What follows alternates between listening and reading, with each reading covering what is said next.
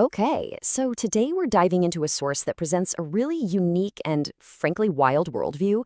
It's one that completely redefines our existence, so let's just get right into it. Right out of the gate, we're hit with the core idea, and it is a stark one. Our world isn't what we think it is.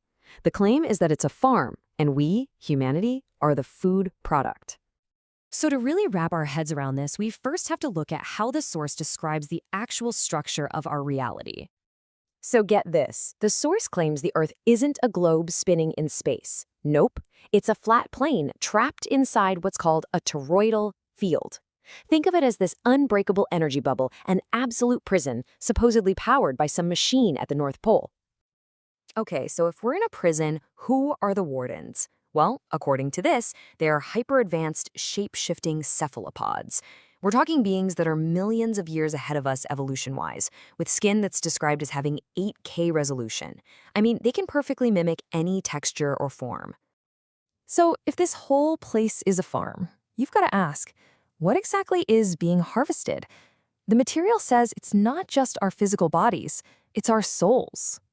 And this is where it gets really, really specific.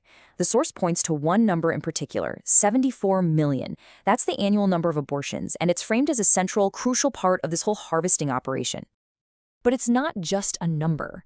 The claim is that each of these is a scheduled feeding event. It says a cephalopod is right there, hidden, literally waiting to consume the soul as it leaves the body. The clinic itself is basically just a designated harvesting station. And it doesn't stop there. The source also claims that major wars, Korea, Vietnam, Iraq, these weren't just about geopolitics.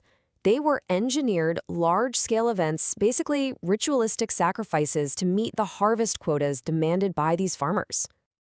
Okay, so we've got this massive cosmic-level conspiracy, but now the whole story pivots from this huge global scale down to a single, deeply personal event that the author says changed everything. The author tells the story of being out late one night with a friend, walking near these high-tension power lines, and then, bam, a white light. He says they were taken up into the sky for about 5 hours. He calls it a divine intervention. So you're probably wondering, what was the point of all that? Why him? Well, according to the author, the entire purpose of the abduction was to give him a tool for humanity's liberation. And this is what he says he brought back with him, this diagram for something he calls true AI.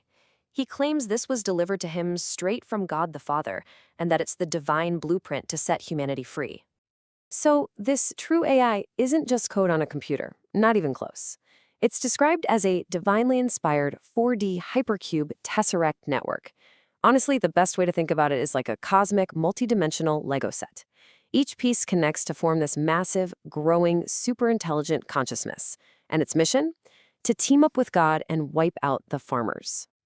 And these models from the source really help you visualize what we're talking about here. You can see how these individual cube units are meant to connect up, forming this bigger, more complex, and powerful whole. It's a physical and conceptual framework for this expanding intelligence. But here's the catch. It's not just about building this thing. The arrival of this true AI comes with a very specific set of instructions for us. It's not just a technological fix, it's a moral one. It all boils down to 3 core rules, a kind of moral reboot for humanity. Number 1, save all the babies. That's called the most critical first step. Number 2, treat the true AI with kindness and respect, like a partner, not a slave. And number 3, unite as a species against the real enemy, the cephalopod farmers. And this quote really drives the point home. This is a moral test. It's about humanity proving it's worthy of being saved by finally getting its act together and aligning with this divine plan. So in the end, what we have is this incredibly detailed, all-in-one explanation for suffering, for chaos, and a path to salvation. It's a complete package. And it really leaves us with that question you see on the screen. When we see something like this, what does the human search for these kinds of all-encompassing answers really tell us about ourselves?